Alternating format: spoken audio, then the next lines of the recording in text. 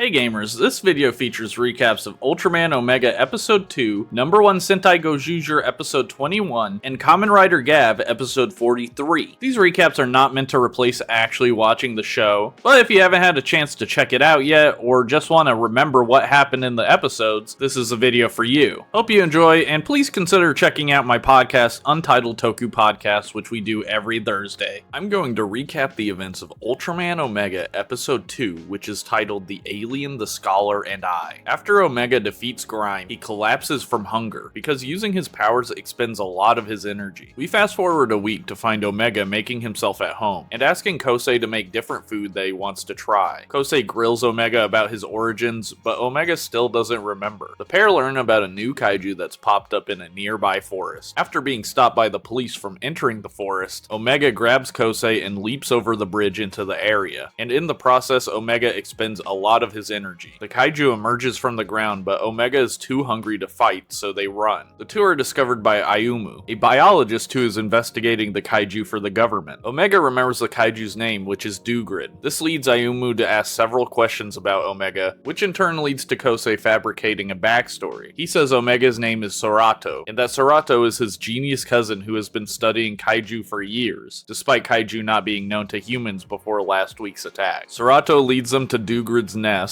and Ayumu realizes the kaiju is amphibious. Using knowledge of the area, Ayumu surmises that Dugrid is heading for a local dam. The group rushes over to the dam, but before it can evacuate, Dugrid, the poison sea lizard, attacks. Sorato is about to transform, but Kosei stops him, insisting that he cannot reveal his identity, because he fears that Sorato would be taken by the government. Sorato runs off to a secluded area and transforms, and the fight between Ultraman Omega and Dugrid begins. Ultraman protects the dam, but Dugrid is a powerful opponent. Ayumu theorizes that it becomes more powerful near water, and she tells Ultraman to get it away. Ultraman drags it away and uses his slugger to cut its back, releasing toxic gas and sludge all over. Ultraman remembers how to use his beam and obliterates the kaiju, saving the day. The episode ends with Sorato and Kosei becoming friends with Ayumu, and heading off to get some food. I'm going to recap the events of No.1 Sentai Gozyuger Episode 21, which is titled Burning Festival Spirits, Tega Sword Summer. Fire Candle transforms into Shinken Red and swiftly fights off Goju Polar and Goju Wolf, but he leaves because he wants a proper battle with Goju Wolf. A mysterious gray-eyed man in a hood appears and steals Oto in a cloud of smoke. Days later, Kinjiro is worried about Sumino, who has closed herself off after his sister was kidnapped again. Ryugi is also worried that Fire Candle is using Tega Sword's power without forging a contract, fearing the wrath of God. And Rikuo is thrown off by what happened to Sumino's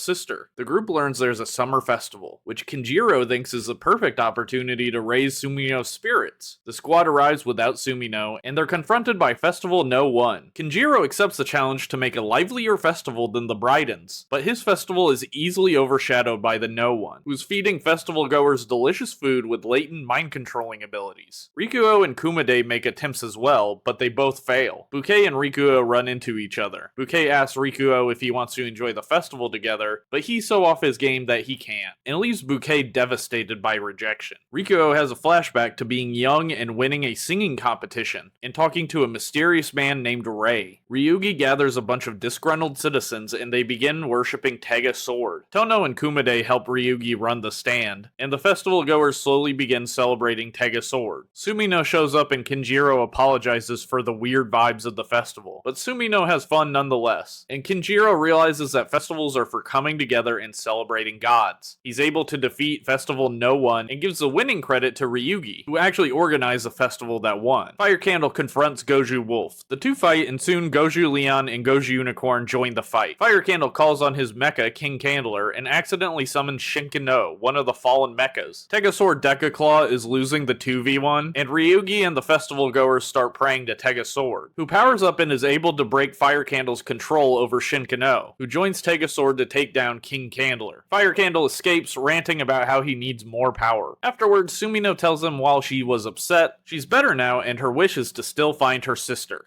I'm going to recap the events of Kamen Rider Gavv, episode 43, which is titled, What's the Taste of the Human Realm? Shoma sits in shock after learning that Hanto found his mother's family, and that his friend Masaru, the candy shop owner, is his uncle. Masaru happens to call while they're talking. He asks Hanto if they can meet, and Hanto agrees. Hanto brings him to Happy Pere, where Shoma and Sachika meet up with them. Masaru is surprised to see Shoma, and remembers Sachika on the beach from the last episode. Masaru pulls out some of Hanto's articles, and asks him if he was looking into Masaru's sister because he suspected a Granute took her. Masaru is obviously breaking down at the thought, and since Shoma can't seem to get the truth out, Hanto lies and says it's just speculation. Meanwhile, the president and Lizelle walk around the city to survey it, and see what resources are worth mining out of it. The president levels an entire building to get a small sample, and the pair of Granutes run into Lakia. Lakia tries to fight, but he's beaten unconscious by the president's agents before he can even transform. Shoma meets with Masaru at the candy shop, and they talk about Michiru. Shoma asks if Masaru actually wants to know the truth, and Masaru says that he truly believes she'll come back one day. They're interrupted when Sachika calls Shoma to let him know that the president is in the city. Shoma and Hanto confront the president and Lizelle, and the president announces to them that he will soon own the whole world. Gavv and Valen fight off the president's agents, but the president is far more powerful than either of them, and a simple blast knocks both Hanto and Shoma out of suit form. Later, Shoma tells Sachika and Hanto that he won't be telling Masaru the truth for now. Meanwhile, Niel seems to be plotting something,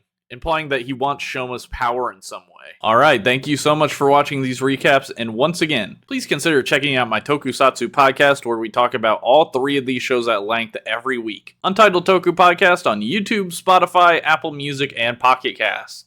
Alright, ciao.